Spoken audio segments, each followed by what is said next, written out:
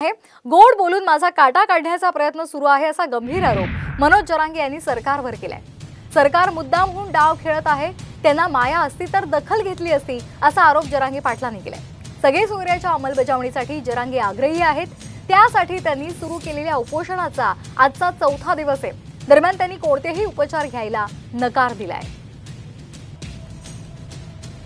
गोड बोलून काटा काढायचं काम करत असते ना, एखाद्या दिवसाचा अंदाज दिसतोय। मग एकीकडून म्हणायचं आम्ही तातडीने मार्ग काढतो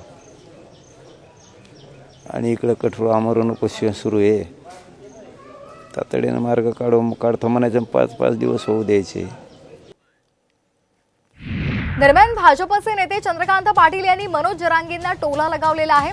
10 पैकी 9.5 गोष्टी मान्य झाल्या की मी आंदोलनातून उठतो असं चालत नाही, अशी टोलेबाजी चंद्रकांत पाटलांनी केलेली आहे। तसंच जरांगे यांनी अभ्यासपूर्ण टीम तयार करायला हवी असं आवाहन सुद्धा चंद्रकांत पाटलांनी केले। त्यामुळे मनोज जरांगे पाटलांनाही माझं आव्हान असं आहे की सरकार तर प्रोएक्टिव्ह आहे, पण आपणही यातलं जे कळणारे आहेत, तुम्ही कळणारे आहातच, पण दरवेळेला तुम्ही नाही येऊ शकत, अशी एक 10 जणांची टीम तयार करा।